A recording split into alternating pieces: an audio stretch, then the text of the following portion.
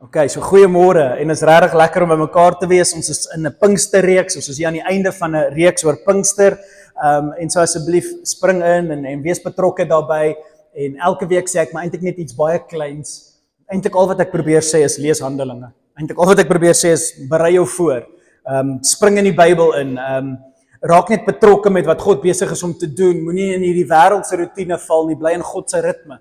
Ritme is belangrik en dis eintlik al wat ek probeer sê deur hierdie hele reeks. En ons het hierdie reeks begin deur om te kyk na die beweging van God. Ek het vir julle gesê wat is die grootste opdrag?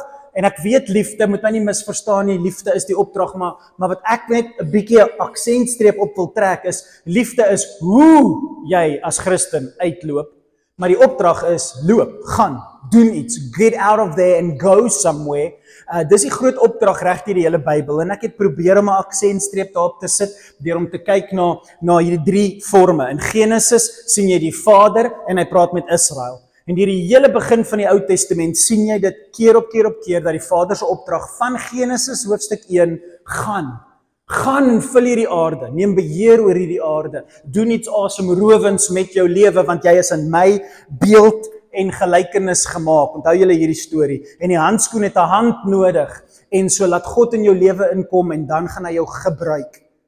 En soos André so mooi gesê het, is nie dat jy hierdie kursus en voorbereiding en wat moet jy doen, Here, ek verstaan nie. Jy hoef jouself nie te kwalifiseer nie, hy kwalifiseer jou. Jy's net die handskoen, dis die hand wat die werk doen. En so jy het nie 'n kwalifikasie nodig nie, jy het nie eers totale kennis van al die Bybelstories nodig nie, jy het 'n bereidwillige hart nodig. Die Here kom deur 'n bereidwillige hart, nie deur kwalifikasie nie.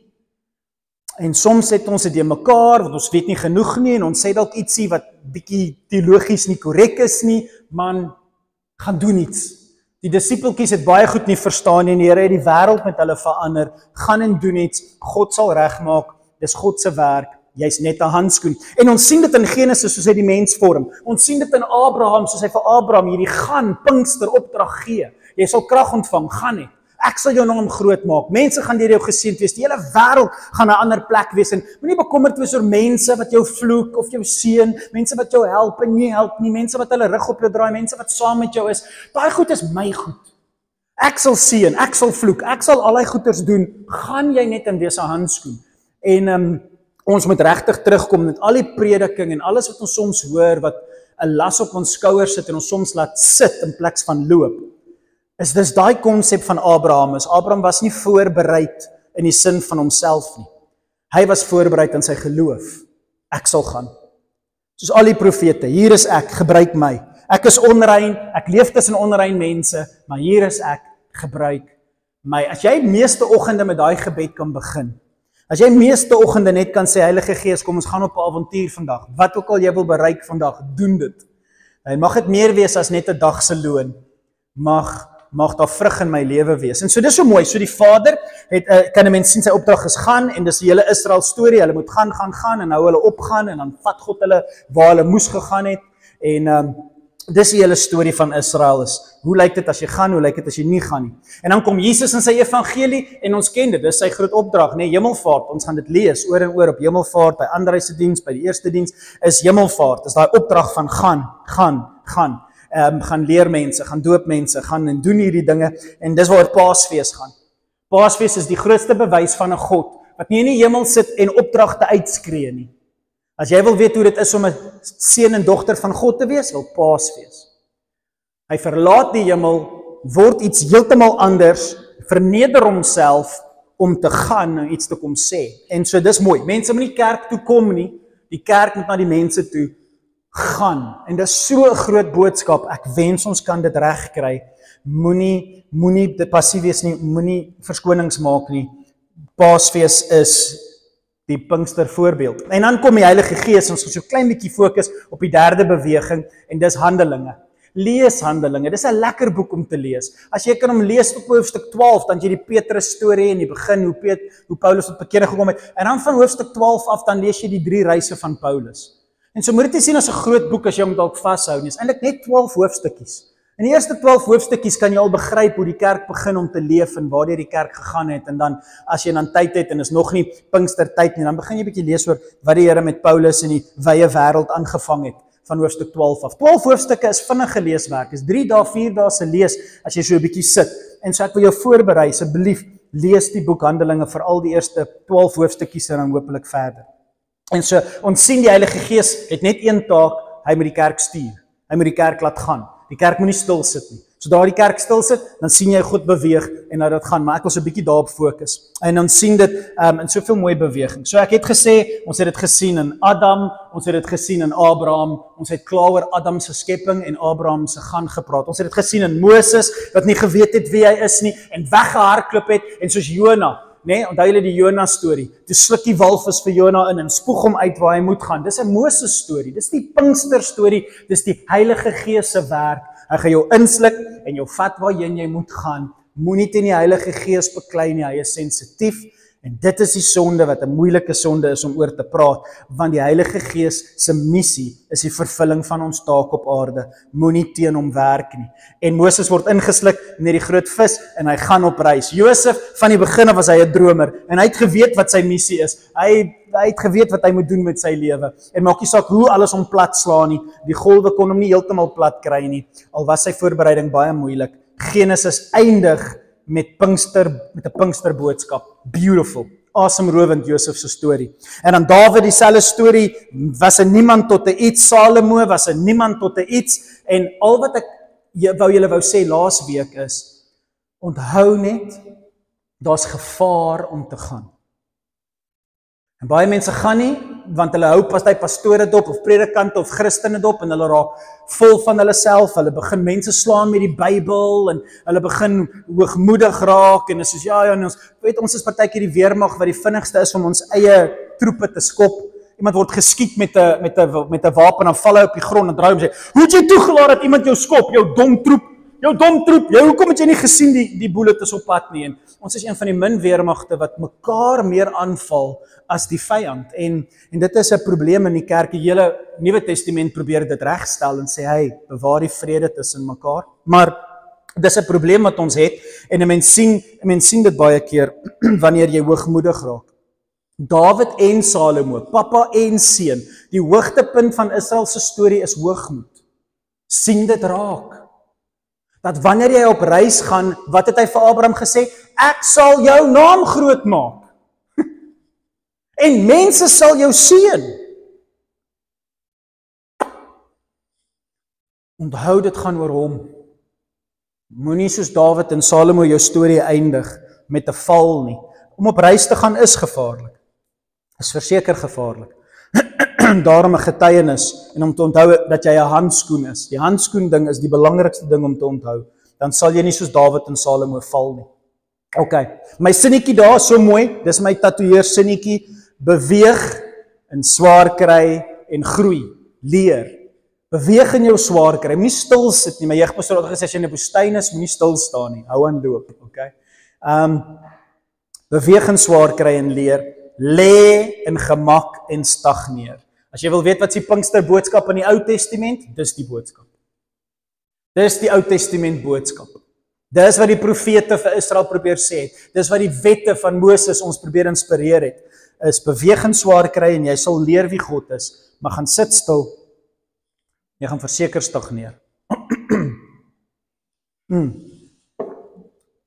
En ek wil net vanoggend julle aandag so 'n bietjie draai, weg van die Ou Testament af, na die Nuwe Testament karakters, wat julle in die boek Handelinge gaan ontmoet. Lees Handelinge en ontmoet hierdie 6 name. Net soos ons na 6 gekyk het in die Ou Testament, wys Handelinge vir jou al 6 hierdie karakters in een boek. In een boek, dit is baie asemrowend. En daar's 'n rede hoekom hierdie 6 en 'n paar ander, maar ek wil maar net op hierdie fokus, hoekom hulle so uitgesonder word. Want hulle het op reis gegaan. Nou ek vra julle 'n vraag, dink 'n bietjie gou hieroor saam met my. Wat het Petrus en Johannes, Matteus en Lukas, Markus en Paulus, wat het hulle origin story, hulle begin story, wat het hulle alles in gemeen? Wat is dieselfde in al 6 manne se stories? Dit is baie interessant. Petrus en Johannes was vissermannetjies. En toe is hulle nou nie meer nie. Toe verander iets drasties in hulle lewe en hulle hele beroep waarvoor hulle voorberei het om oor te neem by hulle paas. Onthou, hierdie manne die disippels was tieners. Hulle was tienerseuns. En so hulle was voorbereid met gedink hulle weet waar hulle op pad is, hulle pa het hulle voorberei vir iets en toe kom soos Kersfees, toe kom gryp die Here hulle en onderbreek hulle hele toekoms en vat hulle in 'n hele nuwe rigting. Julle is nie meer vissers van vissies nie, julle is nou vissers van mense en hy onderbreek alles. Johannes het selfs kerke verander. Johannes was 'n disipel van die profeet Johannes die Doper. En toe draai hy weg en hy begin Jesus volg. Baie interessant. In elk geval, Matteus en Lukas, wat het hulle in gemeen? Julle weet dit nou al. Matteus was hy het vir SARS gewerk, né? Matteus het vir SARS gewerk. En tewe skielik toe kom Jesus en sê, "Hey, luister jy, ons moet die duiwel uit jou kry op vir SARS werk." En toe word hy iets heeltemal anders. Toe begin hy skryf. Hy begin sy storie vertel. Hy sit in ChatGPT sy storie in en dan kom 'n boek uit. Ons noem dit Matteus. Dit vertel die mooiste storie oor Kersfees. Wat 'n mooi storie oor Kersfees kom uit hierdie Matteus uit, hierdie Jood wat glad nie in die kerk was nie. Vir jare en jare en jare was Matteus nooit in 'n kerk nie. Hy mag nie, hy's 'n tollenaar. En hier stap Jesus verby, ruk hom uit sy hokkie uit en hierdie man skryf 'n boek wat die kerk opgebou is. Dink net oor wat gebeur as die Heilige Gees regtig jou hart gryp en jou in 'n rigting instuur. Is regtig asemrowende stories. Ons moet dit net glo dat en God toelaat. Lukas het presies dieselfde storie. Lukas is net 'n Griek. Hy's nie eers 'n Jood nie. Hy's 'n dokter.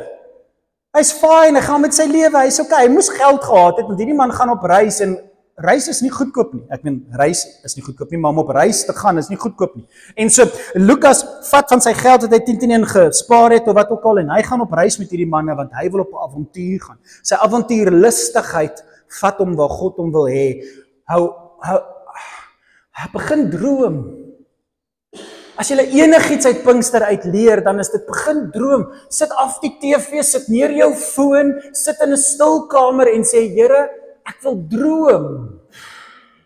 Word stil en weet hy is God. Lukas Psalm 27, droom 'n bietjie. Die duiwel hou ons besig en ons hoor nie meer God se drome oor ons spoel soos golwe nie. Waag 'n bietjie, doen iets crazy, praat met iemand oor God, doen iets wat buite jou karakter is, maar ek is 'n introvert. Droom oor hoe dit sal wees as 'n introvert voor mense staan en oor God praat. Hoe bang jy sal voel jou angs, voel hoe klop jou hart uit jou borskas uit. Doen 'n bietjie iets sillies en gaan staan voor 'n Goliat. Dis hierdie manne, hulle was bereid om goed neer te sit, om op avontuur te gaan met God, soos Abraham. En ons is so dankbaar vir dit. Vir die manne en vroue. Ons is so dankbaar vir hulle. Markus en Paulus, gaan kyk 'n bietjie na hulle lewens. Gaan sien hoe hulle baie keer soos hierdie karakters is soos Moses. Markus was hierdie great Christentjie en ek gaan op reis gaan en dan gaan hy op reis en raak dit te moeilik. Dan is dit uitdagend. Dan slaan hy persoon jou plat en hy laat jou twyfel oor jou eie geloof en hy vertel vir jou, maar wat van skyn, wat van dit en hy sê, ek weet nie. En Markus wil net ophou reis. En Markus veroorsaak een van die eerste fights, eerste bekleierye tussen twee groot manne in die woord, nê. Baie interessant hierdie stories en dan Paulus is 'n hele karakter op 'n ander vlak. So, hierdie 6 name is belangrik. Kyk 'n bietjie na hulle, gaan studeer hulle so 'n bietjie. Ek het nou maar hierdie 6 gevat, saam met die ander 6 manne, maar ons heel wat dames na wie jy kan kyk. Jy gaan sien hoe hierdie dames, hulle hele verhoudings en hulle huwelike en hulle hele families in God se rigting ingedraai het. Hulle besighede het hulle gebruik om God se koninkryk te staaf, nê. Dink aan die vrou wat met perslap gewerk het en dink aan mense. Okay, Ananias hulle. Okay, hier gaan ons. Waaroor ek vanoggend net vinnig wil praat, vinnig. Dus ek wil julle net die vinnige reisie vat, die eerste 12 hoofstukke en dan gaan ek op 'n stadium stop en ek wil iets aanspreek wat op Pinkstertyd verkeerd gepreek word. Mense die mekaar maak en soms mense nie op reis laat gaan nie want hulle dink Pinkster is iets wat dit nie is nie. Hulle dink is iets nuuts wat dit is die Bybel oor en oor dieselfde. En ek wil net vinnig daardeur vat en dan wil ek iets aanspreek en laat julle 'n bietjie daarom kou en seker maak as julle dit ooit hoor, van julle dalk nooit gehoor nie, maar as julle dit hoor dat julle 'n ander opinie het. Dis eintlik al wat ek probeer sê. Okay, so hier's waarop ek wil fokus. So natuurlik die boek Handelinge begin by Handelinge 1 vers 8. Jesus kom en praat met hulle, dit is beter om te gee as om te ontvang en hy gesels, die disippels is nog steeds behept met posisie. Here, wanneer gaan hierdie koninkryk kom? Wanneer gaan hy kom regeer? Gaan ons langs hier sit? Selfs in Handelinge is die disippels nog besig om te beklei oor posisie en mag. Okay? Dis hoe dit begin. Maar dan kom Jesus in Handelinge 1 vers 8 en hy sê hierdie mooi woorde. Maar wanneer die Heilige Gees oor julle kom, sal julle krag ontvang. Moenie ophou lees daar nie. Want jy het krag nodig vir jou eie agendas. Jy het krag nodig vir wat jou pla in hierdie wêreld. Ek soek krag om vir 'n siek meisie te bid sodat sy gesond kan word. Dis wat ek wil hê. En ek weet wat moet ek doen om dit te kan regkry. Ek het my eie agendas vir hoekom ek krag soek by God. Ek het my eie behoeftes en begeertes en ek sien seer en ek wil vir mense bid en ek wil net hê dinge moet net regkom in hulle lewens want die krag van 'n regverdige man, die gebed van 'n regverdige man is baie kragtig. En ek het my eie motiewe hoekom ek krag soek. Maar Handelinge 1 vers 8 is nie deur my geskryf of deur jou geskryf nie. En dan Jesus praat hierso en Jesus sê julle sal krag ontvang om oral mense eerstehands van my te vertel. En so stop voordat jy die uitings en die wonderwerke van Handelinge wil gaan toepas. Ek wil vandag vir julle wys, stop eers en vra jou die oorspronklike vraag, die moeilikste vraag en die vraag wat nie kerke volmaak nie, mense nie opgewonde maak nie is jy daarmee besig? Want as jy daarmee besig is, mag jy ander goed kom of nie kom nie, ons sal sien, dit kom vir party en dit kom vir ander nie. Maar is jy besig om vir mense te vertel wie Jesus is?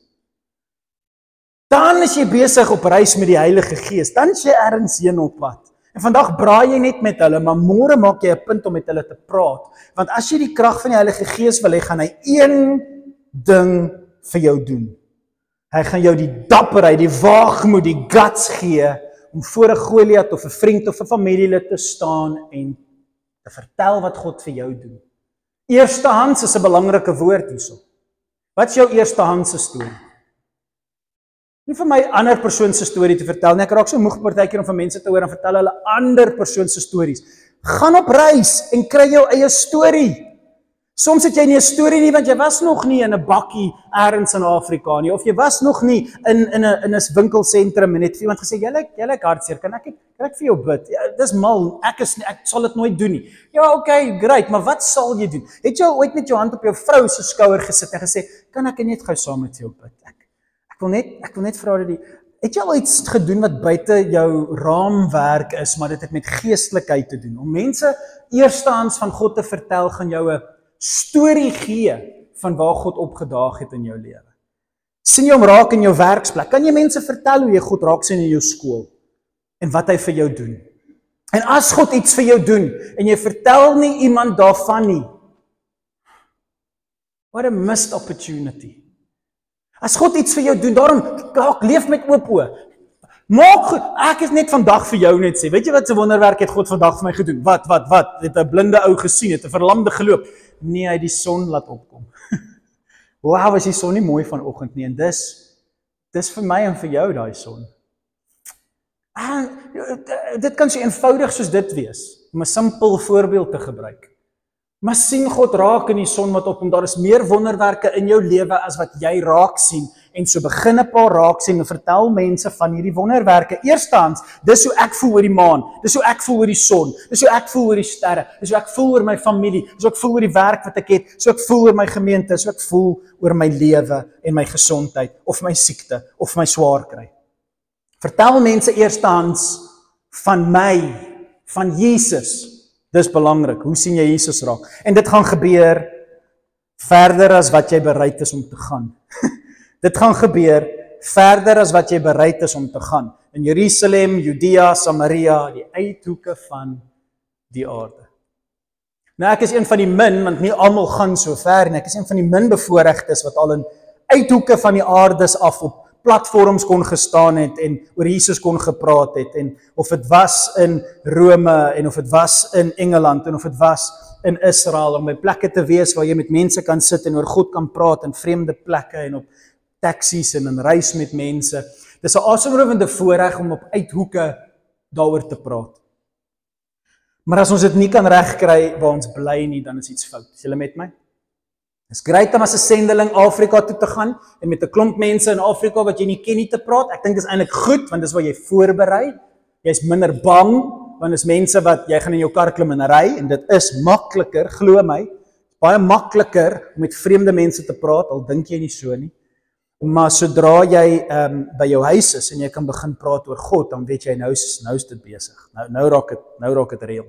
En so so dis die opdrag, mediteer jy op, fokus jy op, bly in daai skrifgie, vra vir die Here wat beteken dit vir jou en sê vir hom dit is wat jy wil hê, dis wat jy wil hê hy voor jou moet voorberei, niks meer, niks minder as dit nie, dis wat jy wil hê en mag hy skrif in jou werk. In hoofstuk 2, al wat gebeur in hoofstuk 2 is 'n wonderwerk vind plaas.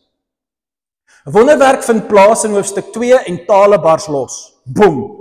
En dis nie, vergewe my, maar gaan dit net sê soos wat dit gelees word, dis nie tale wat ons soms dink in sekere kerke en in sekere aanbiddingsgedeeltes nie. Hierdie was 'n wonderwerk deur God, want almal wat daar was kon hulle verstaan. Dit was 'n verstaanbare taal, al het die mense wat dit gebid het nie die taal verstaan nie, het God laat die mense om hulle die taal verstaan. By the way, hulle sê dieselfde ding het gebeur met die inwyding van die tempel in die Ou Testament, maar dis 'n storie vir 'n ander dag. Wat gebeur is 'n wonderwerk vind plaas en mense reg oor die wêreld wat daar is, Jode reg oor die wêreld wat daar is, hoor in hulle eie moedertaal God se naam word geprys en geëer, want mense moet gaan. En dis so mooi. En so 'n wonderwerk vind plaas, mense kom in hulle honderde, duisende by hierdie wonderwerk bymekaar. Ons dink dit was eintlik in die tempelplein, nie bo in 'n kamer nie. Hulle het uitgegaan gereeld tempel toe. En ons dink dit het daar in die tempelbootterrein plaasgevind en daar was duisende mense wat dit toe gehoor het. En hulle kom toe bymekaar daar en hulle sê, "Wat gaan hier aan?" En hoekom het die wonderwerk plaasgevind? Sodat mense sou kom dat hulle 'n preek kon hoor. Hoekom vind wonderwerke plaas? Sodat mense 'n preek kan kom hoor. En in hoofstuk 2 vind hierdie wonderwerk plaas, kom die Heilige Gees nie net op 'n intieme, alleen manier nie, soos hy op ander plekke doen, maar hier kom hy in 'n wonderwerk manier, en almal kom en hulle hoor Petrus se eerste preek. 'n Preek! Dis wat jy gaan kry in hoofstuk 2, gaan lees hom, jy gaan 'n preek hoor. Hy preek uit die spoegspad, hy preek soos geen Pinksterman kan preek nie. Julle het hom gekruisig, julle het hom doodgemaak, en dis waaroor Dawid gepraat het, en dis wat daar gesê is, en dis wat in die Ou Testament aangaan, en dis 'n Bybelpreek soos jy nog nooit gehoor het nie. En hierdie vissermannetjie preek uit die spoegspad, en hy gee vir ons 'n preek in hoofstuk 2. En dan draai jy om na hoofstuk 3 toe, en nog 'n wonderwerk vind plaas. Maar die keer is dit 'n wonderwerk wat kom deur die man wat preek. En die man wat preek stap verby iemand en hy sê, luister hierso, ek het nie wat jy eintlik soek nie, maar wat ek het is Jesus, en ek wil 'n bietjie vertel van Jesus, so staan op en kom loop saam met ons, so kom ons praat hieroor. En 'n wonderwerk bo wonderwerke vind plaas en 'n verlamde man loop. Hoekom? Want die res van hierdie volgende paar hoofstukke in Handelinge gaan jy agterkom in hoofstuk 3 en in hoofstuk 4 gaan dit alles oor die preek. Nie die wonderwerk nie, die preek. Want toe hulle hierdie wonderwerk sien in hoofstuk 3, toe kom al die mense bymekaar. Wat gaan hier aan? Ek bly jy vra, kom ek vertel jou eerstehands van Jesus wat jy gekruisig het. En hy het 'n geleentheid om te praat. So wat is jou wonderwerk? Jy het finansies en jy koop vir iemand iets en hulle harte maak oop en jy het 'n deur om te praat. Jy het nie, maar jy het 'n dienende hart en jy gaan dien iemand en jy doen iets vir iemand en hulle harte gaan oop.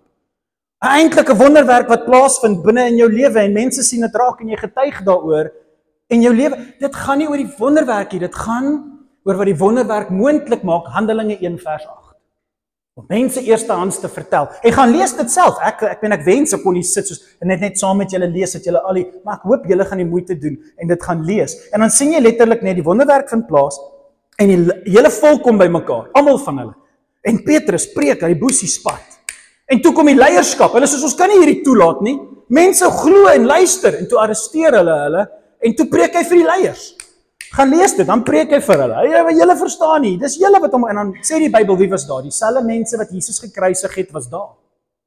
Die hoëpriester, almal van hulle, wat jy lees in die einde van jou evangelies, hulle is daar in hoofstuk 4. Nou wat Petrus vir hulle sê is, hey Thomas, julle droog gemaak, sê julle is jammer, want hier kom moeilikheid vir julle, as julle nie jammer sê nie. Hy preek vir hulle, kom tot bekering. Julle goddelose geslag. En dan draai hy terug na die volk toe hulle weggeslaat is. Handelinge 4 vers 31, ek dink ek het dit op die skerm. Handelinge 4 vers 31 sê, na hierdie gebeure wat gebeur het hulle gebid by mekaar. Die Christene was toe in die bofortrek en hulle bid toe, want hulle word gedreig met die dood en geslaan en baie lelike goed. Toe kom die Christene by mekaar en hulle bid. Hoor wat bid hulle na hierdie begin van Handelinge storie en almal hoor nou die preke wat aangaan. Na hierdie gebed het die gebou waar hulle by mekaar was, geskit. En hulle is almal met die Heilige Gees gevul. Maar ek tog dit het in Handelinge 2 gebeur. Het die Heilige Gees nie 'n gebou geskit en hulle gevul in Handelinge 2 nie? Ja. En toe gebeur dit sommer weer. Sommer gebeur dit sommer weer. Selfe mense, selfe ervaring, selfe gees, sommer weer. Want jy val, jy raak bang vir die wêreld slaan jou, 'n baas dreig jou familie wil nie by jou kuier nie, dinge gaan moeilik en jy raak moeg en dan kom jy erin, val jy weer. En elke keer as jy preek, dan raak jy leeg. Elke keer as jy preek, dan gaan jy huis toe en jy is jou grootste kritiek. Jy slaan jouself dood na 'n preek en ek moes dit gesê het en ek moes dit en ek moes korter. En dan slaan jy jouself dood en dan het jy net weer 'n bietjie krag nodig en moed nodig om weer op te staan en dit weer te gaan doen. En dis so mooi dat die Heilige Gees, wanneer jy plat geslaan is en mense jou konfronteer, is nie altyd net mooi nie, dat hy dieselfde ervaring weer vir jou sal gee, dat hy jou weer sal moed gee en weer sal krag gee hier aan die einde van hoofstuk 4. It's beautiful. Dan blaai jy om en gaan jy na hoofstuk 5 toe. En onmiddellik wat God nou vir jou wys is, daar's preke en nie alle preke is dieselfde nie. Daar's Christene en daar's nie Christene en almal lyk soos Christene. Daar's mense in die kerk en daar's mense in die kerk. Nie almal is dieselfde nie. En net omdat iemand sê hulle glo in Jesus, beteken dit nie hulle leef vir Jesus nie. En dis ons uitdaging. Dis moeilik. Dis 'n moeilike ene daai.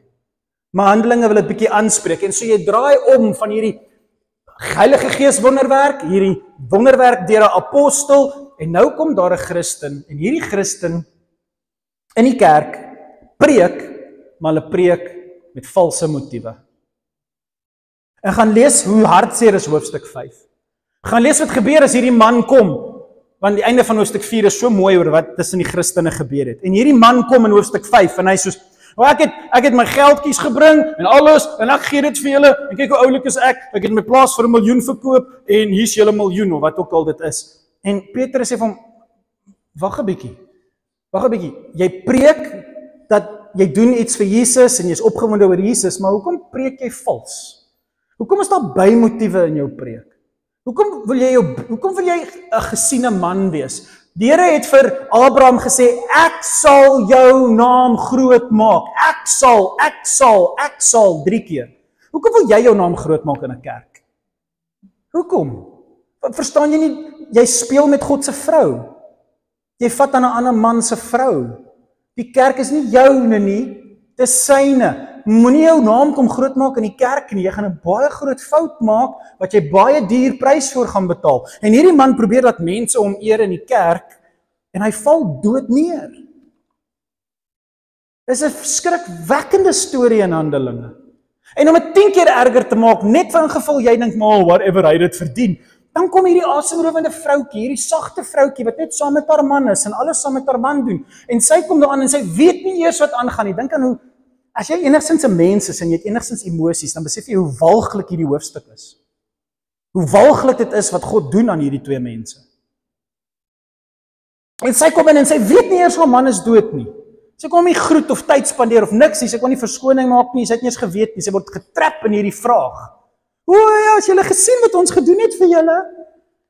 En Petrus sê, soos jou man is nog nie eens in die grond begrawe nie en jy gaan langs hom lê en sy val dood neer. En dit is 'n feestelike storie. Maar die Here gebruik hierdie ontsettende aaklige storie om jou aan die mond te ruk tot op 'n plek waar jy sê, my kerk moet rein wees, my kerk moet opreg wees, my kerk moet reg wees. En ek vertel vir jou die aakligste storie wat ek kan. Ek laat die aakligste wonderwerk gebeur, want dis 'n wonderwerk dat iemand net dood neerval. Ek meen, wat noem jy dit? Dis 'n werk van wonder. Dis 'n goddelike werk. Dis nie 'n menslike werk nie. Petrus het hom nie met klippe doodgegooi nie. God doen 'n wonderwerk, maar dis 'n wonderwerk wat weer eens na preke toe lei. Want gaan lees wat sê dit. En die hele area was met vrees gevul en ontzag vir die Here en mense het daaroor gepraat. Mense het besef, hulle het nie hier te doen met 'n pastoortjie in sy paleis nie, hulle het te doen met God op sy aarde. En hulle het bang geraak en besef, hierdie kerkding is meer as wat ons dink dit is. Soos nagmaal, nê, en julle gebruik die nagmaal verkeerd en nou is julle siek. Dis soos hierdie kerkding is nie net 'n Boy Scouts klub of 'n voortrekkers by mekaar kom ding nie. Hierdie is iets wat God nogal ernstig is oor. En ja, is interessant dat dit met geld te doen het, nê. Daarom laat geld net agterbly. Moenie laat geld te groot raak in jou lewe nie, dis gevaarlik. Moenie met geld smokkel nie. Kom net opreg na die Here toe. En dis mooi. En so daar's 'n wonderwerk wat plaasvind. Ek lees vir julle, ek wil dit vir julle lees. Gou-gou. Vers 20 en dan vers 40 van dieselfde hoofstuk 5. Ek lees vir julle vers 20, nie op die skerm nie. Ek lees vir julle vers 20 en dan vers 40. Hoor wat sê dit in vers 20. Waar is ek? O my oë. Ek moet daai groot skrif Bybel saambring. Okay, vers 20 hierso. Okay. Die hoofpriesters het hulle toe gegryp want hulle is besig om mense te genees, wonderwerke vind plaas en hulle gryp die apostels. En hoor wat sê vers 20. Toe hulle vrygelaat is uit die tronk. Jammer, ek spring rond. Hulle is weer vrygelaat uit die tronk. Mense het kom vra oor wat het gebeur oor hierdie twee mense wat doodval. Hulle het daaroor gepraat, nog wonderwerke het plaasgevind. Die leierskap arresteer hulle weer. Laat hulle toe vry. Hulle kom toe vry en hoor wat sê vers 20. Gaan tempel toe en verkondig aan die volk die volle boodskap van hierdie nuwe manier van lewe. Gaan tempel toe en verkondig aan die hele volk die volle boodskap van hierdie nuwe manier van lewe. Nie die manier wat jou laat doodgaan nie, nie die manier wat jou status gee nie. Gaan verkondig 'n nuwe manier van handskoen wees. 'n Nuwe manier van mens wees. Gaan verkondig dit net vir mense. Gaan sê vir mense, ek sien wat jy doen, maar dis nie wat mense doen nie. Ek sien hoe jy jok of bribes betaal of hoe jy werk met jou familie. Dis nie hoe 'n nuwe mens is nie. Gaan verkondig vir mense, daar's 'n nuwe manier om mens te wees. En dan in vers 40 aan die einde van hierdie hoofstuk sien jy dieselfde ding en is so mooi. Ek wil dit vir julle lees. Hulle het hierdie apostels weer gearresteer. Julle sal sien. Jy gaan nie sommer net kan praat en daarmee wegkom nie. As jy dink alles is net mikrofoon vashou en praat met mense wat vir jou lief is, dis nie waaroor handelinge gaan nie. Jy gaan dit agterkom en dis hoekom meeste mense dit nie doen nie, want almal wil 'n predikant wees want dit is so mooi en veilig en lekker en rustig en jy word beloon daarvoor.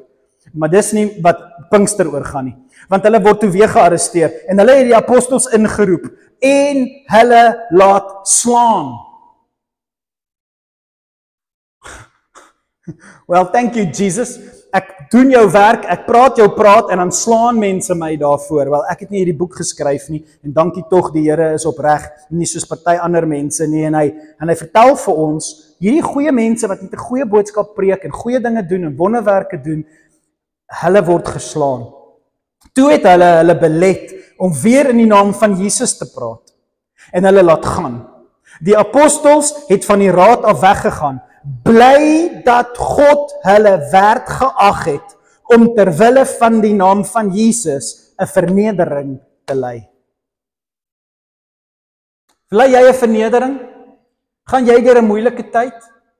Is jou huwelik geskit omdat daar godsdiens in jou huis is? Is jou ouerskap geskit want jy bring God vir jou kinders? Is jou verhouding met jou ouers geskit want jy wil die Here dien en jou ouers wil nie, hulle wil net drink op naweke of wat ook al? Is jou wêreld, jou finansies geskit want jy kan nie ryk word in die werk waar die Here jou geplaas het nie want jou atmosfeer is boos en as jy 'n manier vir jou bevordering te kry nie en daarom is jy arm en sukkel jy finansiëel. As dit so is, as jy ly, jy het 'n siekte, en dis nie jou skuld jy siek nie, dis nie 'n kanker wat jy oor jouself gebring het nie, dis nie jou dwaasheid nie, dis iets wat die Here oor jou laat kom het. En jy ly vernedering daaroor want jy's nie beaam om te doen wat ander mense doen nie as gevolg van jou siektestoestand. En jy's verneder want almal wonder net, waar's jou God? Waar's jou God? Waar's jou God? En jy sit met hierdie siekte en jy weet nie wat aangaan nie en dan skryf hierdie disippels vir ons. Wel, hulle het gedink is pretty jolly good dat die Here hulle geag het om hulle te verneder. Nou verstaan jy hoekom Petrus hier sê, well, ek dink dis amazing dat die Here laat my goed dink om my te verneder. Hoekom Petrus dan sê, ons ag dit alle vreugde as ons swaar kry. En Petrus, as Petrus sy kans kry om te skryf, later in sy jare, dan sê hy, dis great om swaar te kry vir die Here. Maar jy sien jy dit in Handelinge. Nie ek en jy nie. Ek en jy sal vir die Here werk en dan sal hulle ons kar steel of ontslaan of ietsie sleg sal gebeur of ons sal ons werk verloor en ons waar's God nou? Of ander Christene sal vir jou sê, ja, jy sien ek het vir jou gesê jy moet dit nie doen nie, nou het jy jou werk verloor. Jy sien, jy moes nie dit gedoen het nie, ek het jou gesê.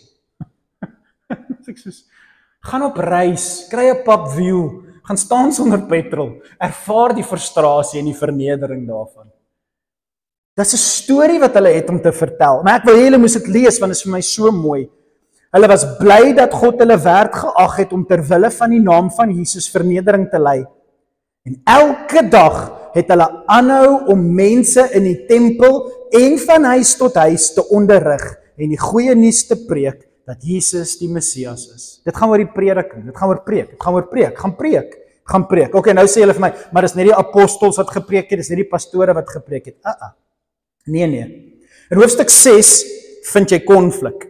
Nou, as julle met my, asseblief bly met my, ek hoop julle is in die storie met my, ek gaan lees dit en dan sal hierdie preek dalk meer sin maak, maar wat ek van hou van Handelinge is, hoor nou wat gebeur in hoofstuk 6, bly met my, want hier is waar ons grootste, hoekom meeste mense die kerk verlaat, hoekom meeste mense hulle godsdiens, hulle geloof in Jesus verlaat, lê in hoofstuk 6. Want tot en met hoofstuk 6 sê die Bybel die hele tyd, hulle is eensgesind, een in hart, hulle deel al hulle besittings, niemand het te min gehad nie, niemand het te veel gehad nie, en ons het selfs Barnabas en hy verkoop sy plaasie in Cyprus, en alles is net lekker, en die dorp hou van hulle, en almal praat net goed oor hierdie Christene, alles is net shanana. En dan dink jy, dis Christenskap, want jy het dit nou al vir 5 hoofstukke. En dan kom jy tot 'n vinnige krisis as jy karretjie na die muur toe op pad is en jy daai muur kom baie vinnig nader. En hierdie kar stop nie en Jesus ry die kar en daai muur kom nader. En jy sit in die kerk en mense is messy. Mense het issues, mense is seer, mense is kwaad, mense breek mekaar af. Ek sit nou reg en praat met iemand wat in 'n sekere denominasie is hier in ons dorp en ander mense sit voor daai persoon wetend dat hy in 'n ander kerk is en kraak sy kerk af. En ek dink by myself, die mense is net seer. En hulle kry seer. Weet dit net, want boem, hoofstuk 6. Dit is my so mooi. Na mate die aantal gelowiges steeds toegeneem het daar klagtes gekom. Die Griekssprekende het gekla oor die daaglikse verspreiding van die kos onder die weduwees. Hulle het beweer dat die Joodssprekende, die Hebreeuwsprekende mense, hulle afskeep. Okay, mooi. Ons gee vir julle kos. Julle is nie eers Jode nie. Julle praat nie eers ons taal nie. Julle kom nie eers van hierdie land af nie. Ons deel vir julle uit wat ons het en julle sê dis nie goed genoeg nie. Flip jou. Hoe kom ons as Christene op stadiums wanneer konflik kom? Die Bybel sê vir jou, hier's wanneer konflik kom. Jy doen iets goeds vir iemand wat nie eers jou tipe mens is nie en dan kla hulle daaroor. En wat doen dit binne in jou hart as dit gebeur? Wat 'n konflik staan op binne in jou as jy goeie dinge doen en mense draai om en het konflik met jou wanneer jy goeie goed doen vir hulle. En konflik arriveer in die kerk en is vir my so mooi. En hier's wat hierdie hoofstuk oor gaan lees dit. Luister mooi. Julle wil beklei oor kos uitdeel? Pinkster gaan oor preek. Kos uitdeel is 'n bysaak. Kerk is nie 'n welsynsorganisasie nie. Kos is 'n ver bysaak. Ek sê julle wat. Bring vir my 12 manne gevul met die Heilige Gees en wat kan praat oor Jesus. Bring hulle, ons sal vir hulle bid, nou hulle kan die kos uitdeel. Nou moet julle maar met hulle deel, want ons gaan preek. Ons gaan nie kos uitdeel nie. En in hoofstuk 6 sien jy asof God 'n krisis, wat doen jy? Werk jy om geld te maak vir jou toekoms of preek jy? Jy sien, dit gaan nie oor welsyn, dit gaan nie oor nice te wees met mense wat swaar kry nie. Dit gaan nie oor wat jy dink dit gaan nie. Preek jy? Preek jy of deel jy kos uit? Jy moet nie kos uitdeel nie, jy moet preek. As jy kos uitdeel, gaan mense met jou beklei of net dink jy's 'n nice mens. Preek vir hulle. En as daar konflik is terwyl jy kos uitdeel, wel hou kos uitdeel en gaan preek weer so 'n bietjie. Preek jy? Preek net so 'n bietjie. Nou soos, maar dit was die apostels. Nou hier draai die Bybel. Nou ewe skielik draai die Bybel weg van gesalfde predikant Petrus en dit draai na die 12 manne wat welsyn doen. Manne wat kos uitdeel vir 'n lewe. En ewe skielik sien jy dat selfs die mense wat welsyn doen, wat net goeie daadjies doen, wat nie 'n predikant is met 'n teologiese graad nie, nou wys God vir jou hoe hulle preek. Want hulle deel nie net kos uit nie, hulle preek. En dit kos hulle net so baie soos dit die pastoortjies kos. En dan draai jy die Bybel, dis vir my so mooi. Dan ewe skielik maak hoofstuk 7 oop. En jy ontmoet een van hierdie 12 manne, die eerste een wat genoem word, en sy naam is Stefanus. En nou hulle vertel vir jou van Stefanus.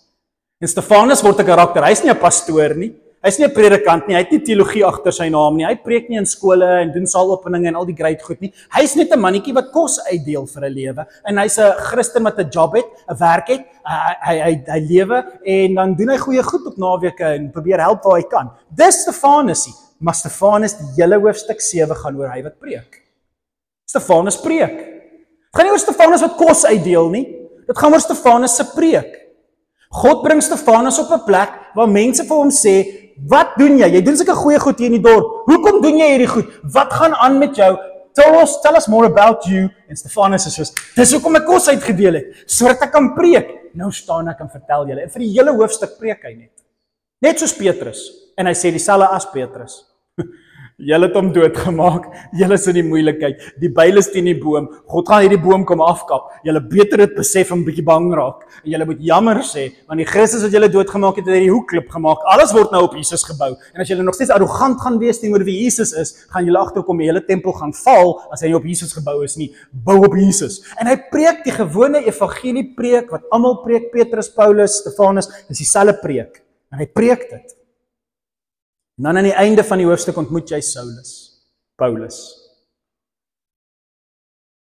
Gesiene man, met groot teologiese grade, met baie Bybelkennis.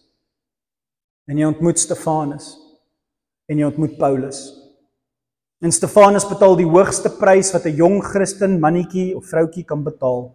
Hy betaal met sy lewe. En hy's die heel eerste Christen wat sterf. Hy is die heel eerste Christen wat doodgaan, en hy het net kos uitgedeel vir hy was welsyn, hy het welsyn gedoen. Maar sy preek het hom sy lewe gekos.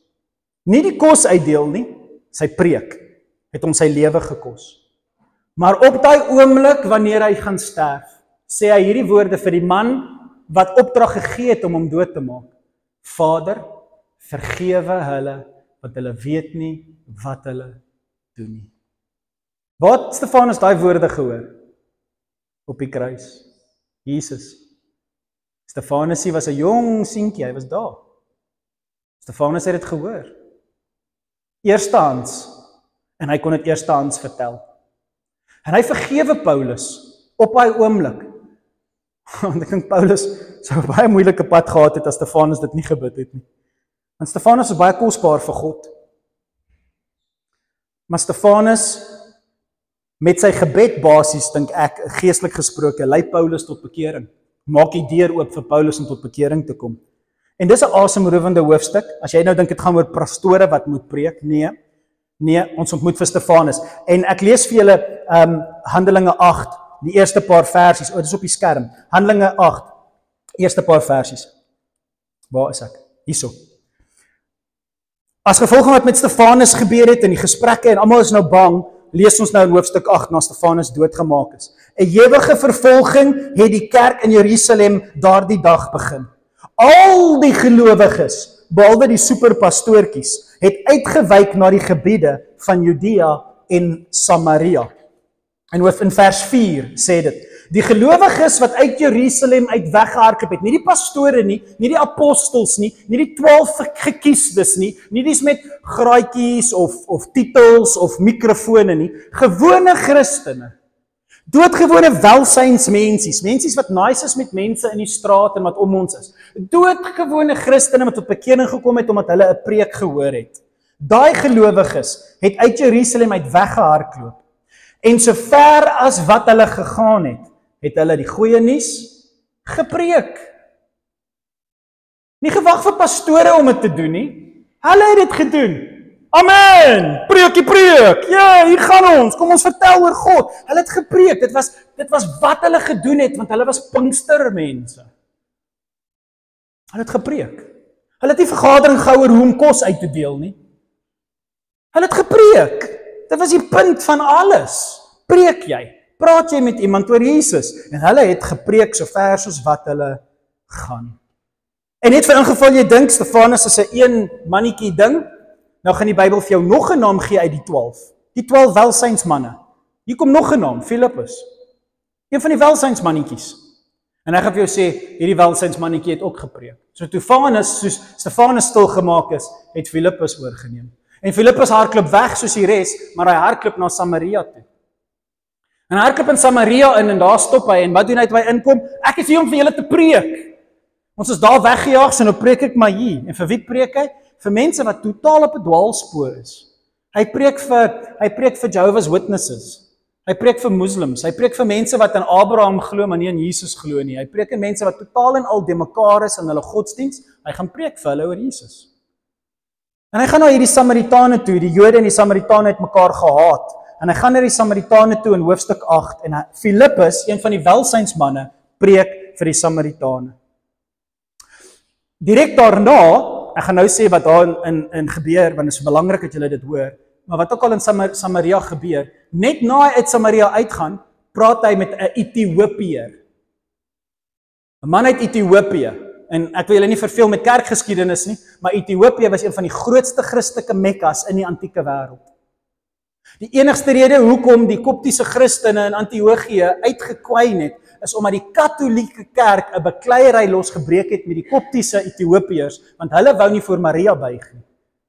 En toe die ouens wat meer in Turkye op Christene is, bietjie begin om oor hierdie goed te begin beklei met die koptiese Christene, toe begin die moslimwêreld om hulle toemaak, hulle het nie meer mense wat hulle oopmaak nie, daar's 'n bekleierery tussen die hoofleier in Alexandria in Egipte van die koptiese en die Katolieke kerk, en die Katolieke kerk skei hulle af, en ewe skielik word hulle nie meer geld gehandel nie, en die koptiese Christene is in isolasie tussen mense wat hulle haat, en hulle word uitgemoor. Hulle word uitgemoor. Maar die grootste meelewing in die antieke wêreld het gebeur deur die Ethiopiërs.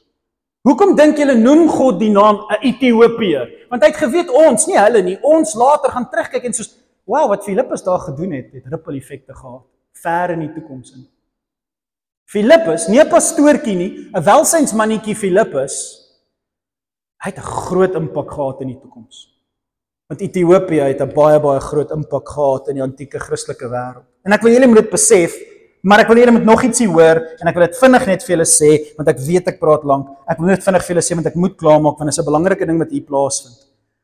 Filippus preek vir hulle, en hulle kom tot bekering, en hulle laat hulle doop, onder die water. En toe kom die gerugte in Jerusalem by Petrus, dat hierdie mense het tot bekering gekom, en Jesus Christus begin glo, maar hulle is gedoop, maar hulle het nog nie die Heilige Gees ontvang nie. Hulle is nog nie gedoop in die Heilige Gees nie. Toe kom Petrus, en hy gaan na Samaria toe, en hy lê sy hande op hulle, en hy doop hulle in die Heilige Gees, en toet hulle die Heilige Gees. Gaan lees dit, gaan jou lekker die mekaar maak. En wat jou meer die mekaar gaan maak, is nou gaan jy 'n klomp pastore hoor daar buite, wat nou vir jou sê, ja jy sien, jy word gedoop in Jesus, maar was jy al gedoop in die Heilige Gees? Het jy al die tweede doop gekry? Het iemand al hande op vir jou gelê en het jy al 'n taal gepraat? Het jy al dit gedoen of het jy al dat gedoen? Het jy al 'n tweede ervaring gehad? En jy gaan mense kry wat hierdie skrif gebruik om vir jou te sê, die Pinkster is 'n tweede ervaring. Wees baie versigtig. My vriende in die Here, wees baie versigtig vir mense wat met hulle eie motiewe probeer om iets spiritueel aan te wakker wat nie in die Bybel is nie. Pinkster is nie wat baie mense dit maak nie. Dis net gaan op reis met God. En wat gebeur is Petrus kom en hy bid vir hulle. En hulle word gedoop in die Heilige Gees. Nou hoekom? Hoekom moes 'n tweede ding plaasvind? Hoekom was hulle doop in water en hulle bekering in Jesus nie goed genoeg gewees nie? Want Jesus wil 'n groter narratief vir jou verduidelik. Want dieselfde Filippus ontmoet die Ethiopiër, lei hom na die Here toe, hy word in water gedoop en dan is die storie klaar. Het Jesus nie omgegee om die Ethiopiër in die Heilige Gees te doop nie? Moes die Ethiopiër nie die Heilige Gees ontvang het om te gaan doen wat hy doen nie? Hoekom stop die storie direk na daai storie met 'n Ethiopiër wat sy hart vir Jesus gee, in water gedoop word en dan is die storie klaar? Want God wil sê, moenie die punt maak wat jy dit gaan maak nie, die punt is baie anders as wat jy dit gaan maak en jy moet oop oë hê om dit raak te sien. Want direk daarna ontmoet ons vir Paulus en Paulus kom tot bekering en die hoofstuk direk na Paulus se bekering, hoofstuk 10, ontmoet jy weer vir Petrus. En die keer gaan Petrus na 'n Romeinse offisier toe. En hy gaan besoek 'n Romeinse, ons gaan vark eet op Pinkster. By the way, ek het nog nie vir julle gesê nie, nee. Die 8de Junie gaan ons 'n gewone diens hê, maar om tafels en dan gaan ons net saam kuier van vark eet. Hoekom gaan ons vark eet? Hoofstuk 10. Okay, want hier kom Petrus en hy kry 'n droom, eet hierdie goed, eet hierdie vuil goed, eet hierdie vuil diere, eet 'n vuil vark. En hy kry hierdie droom en sê, "Nee, Here, ek sal nooit vark eet nie, ek is 'n Jood." En hy sê, "Soos niks wat ek maak is onrein nie." En al hoekom God dit doen, is want God wil Petrus gebruik om na 'n Romeinse soldaat toe te gaan, iemand wat jy nooit voor sal preek nie, en hy moet die Heilige Gees ook ontvang. En Petrus gaan in sy huis in, en glo my, al die Christene was kwaad, jy lees later hoe kwaad was die Christene vir hom daaroor. Hy sit in hierdie Romeinse ou se huis, en hy preek net vir hom. En terwyl hy vir hom preek, val die Heilige Gees op hulle hele familie. Petrus het nie 'n hand op hom gelê nie, Petrus het nie gebid vir 'n invulling nie, Petrus het nie een of ander iets gedoen nie. Hy preek nie die Jesus preek, boem, daar's die Heilige Gees oor hulle almal. En toe kyk jy soos, wel, nou dat die Heilige Gees julle blykbaar klaar self gedoop het, kom ons gaan doop nou maar in water. En toe gaan doop hulle in water. En so in hoofstuk 8 kry jy 'n ou wat tot bekering kom om in water doop en dan die Heilige Gees bemagtig om iets te gaan doen. En in hoofstuk 10 kry jy 'n ou wat 'n preek kry, die Heilige Gees vul hom, hy besef hy is gevul met die Gees, hy kom tot bekering en laat hom doop. En die storie is heeltemal anders as die ander storie. Sien julle dit raak? Julle moet dit gaan raak sien. So om my preek klaar te maak, hier's hoekom. Dit gaan nie oor wat jy dink dit gaan nie. Heilige Gees gaan nie oor wat jy dink dit gaan nie. Dit gaan oor die een ding. Petrus. Op jou bou ek my kerk en die hekke van die hel gaan nie teen dit staan nie. Wie het die Heilige, wie was daar? Wie se prediking het veroorsaak dat die Heilige Gees kom oor Jerusalem? Petrus. Wie was daar toe die kerk begin beklei en hierdie klomp nie Jode wat tot bekering gekom het, wat ook die Heilige Gees ontvang het? Wie was daar? Wie moes dit uitsorteer? Wie was daar met Jerusalem? Petrus. Wie was daar met Judea? Petrus. Toe Filippus Samaria toe gaan, dis soos nee, hierdie ouens, daar gaan konflik kom tussen die Jode en nee, ek moet my mannetjie stuur sodat julle kan verstaan en hy stuur Petrus. En wie's daar toe die Heilige Gees val op Samaritane? Petrus. En wie was daar toe die Heilige Gees val op die uithoeke van die aarde? Romeine, 'n Romeinse ou wat gereeld Rome toe gaan om sy opdragte te kry. Oor wie was daar toe die Heilige Gees op die uithoeke van die aarde val? Petrus. En al wat Handelinge vir jou probeer sê is, luister, ek het gesê hierdie gaan so gebeur en ek wil hê jy moet sien hoe dit gebeur. Petrus was daar in Jerusalem, Petrus was daar in Judea, Petrus was daar in Samaria en Petrus was daar by die uithoeke. Mooi. Nou dat ek my werk begin het, soos ek gesê het ek het gaan doen op Petrus, gaan doen wat Petrus doen. En al wat jy sien nadat Petrus die Heilige Gees op 'n Romeinse soldaat laat val in hoofstuk 10, sien jy letterlik net in hoofstuk 11, sien jy die eerste kerk en hulle word Christene genoem en daar's 'n meng tussen 'n Paulus en 'n Barnabas, Petrus se vriend. En dan in hoofstuk 12 word Jakobus doodgemaak. Asof die Here probeer sê hierdie super Christene, dit gaan nie alleen op hulle skouers rus nie. En Petrus word vrygelaat uit die tronk, maar sy vriend sterf. Dink 'n bietjie daaroor. Sy vriend word doodgemaak, hy kry 'n wonderwerk. En dan begin jy oor Paulus lees. Dit is asof God sy beweging in sy eerste paar hoofstukke, vir al die eerste 10 hoofstukke, net vir jou probeer sê, luister hierso, dis hoe ek die ding gaan begin. Dis hoe ek die ding gaan begin. En of dit is Jerusalem, of dit is Judea, of dit is Samaria, en of dit is in die uithoeke van die aarde, luister mooi vir die manne wat ek bemagtig het soos Petrus, ek gaan dit deur hulle begin. En dan van daar af, gaan dit soos 'n veldbrand versprei. Dit gaan soos 'n veldbrand versprei. Dit gaan soos 'n veldbrand versprei. Daarom, gebaseer op die feit dat Petrus oral was waar die Heilige Gees vir die eerste keer val op die verskillende spasies van ons wêreld, lees ek vir julle met soveel lof, weer Handelinge 1 vers 8, en julle sal krag ontvang, en mense eerstehands van my vertel, in Jerusalem, en Judea, en Samaria, en die uithoeke van die aarde, want ek het my gees in al die plekke oopgesluit, met die man wat ek die sleutels voorgegee het om dit oop te sluit. Petrus, aan jou gee ek die sleutels. Maar jy iets gaan oopsluit, sal dit oop wees. Moenie dit toesluit nie, want hy wou nie vir die Romeinse soldaat gaan bid nie. Moenie iets toegesluit hou nie, want dan sal hulle nie die gees kry nie. En Petrus sluit oop al 4 die dinge van Handelinge 1 vers 8, sodat ons kan gaan. Paulus skryf in Efesiërs 4 vers 4 hierdie mooi woorde. Daar is net een liggaam en een gees, net soos julle net een toekomsverwagting het op grond van julle roeping. Een Here, een geloof, een doop, een God, ons almal se Vader. Hy heers oor almal, werk deur almal, woon in almal. Maar aan elkeen van ons afsonderlik is volgens Christus se vrygewigheid 'n genadegawe gegee. Daar is net een doop. Daar is net een God. Ons deel dieselfde gees met dieselfde opdrag. Daar is eenheid in die kerk.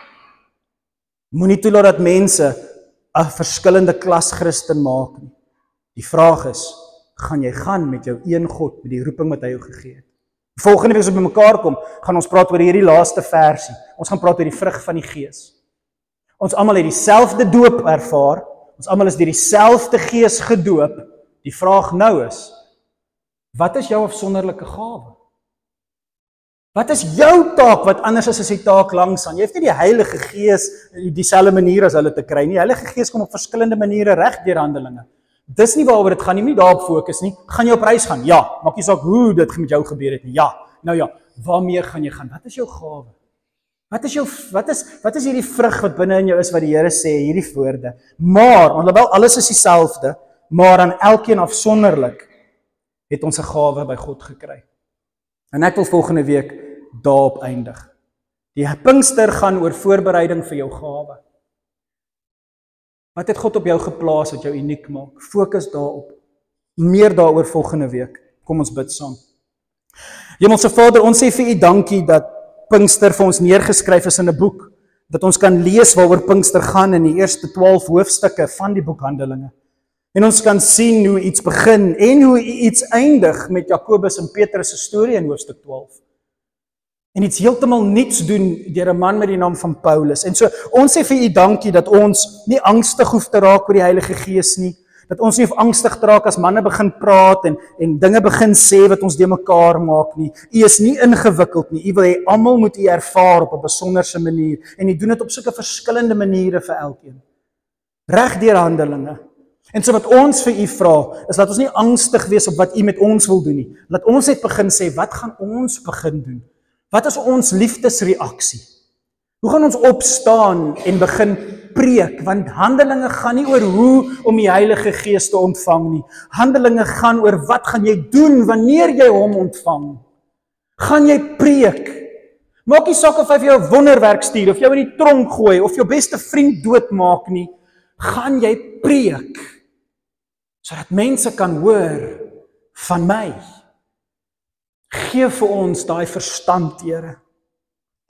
En laat ons U toelaat om ons te doop en te stuur soos U wil, waar U wil, soos U wil. Want al die deure is oopgesluit deur Petrus. Klaar. U het gesê U gaan en U het.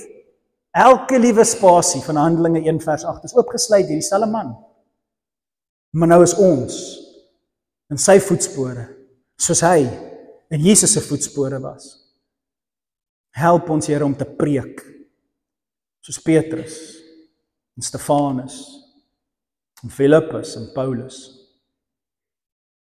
Kom aan, Here, breek ons uit ons boksies uit.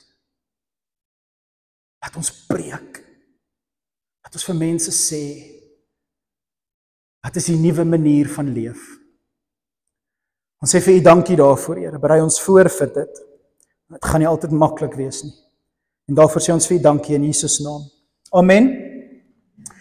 En amen. Asseblief gaan worstel met Handelinge, lees vir al die eerste 12 hoofstukke, miskien dalk nog voor ons volgende week mekaar kom, dan sal ons fokus op die vrug van die Gees en die gawes van die Heilige Gees.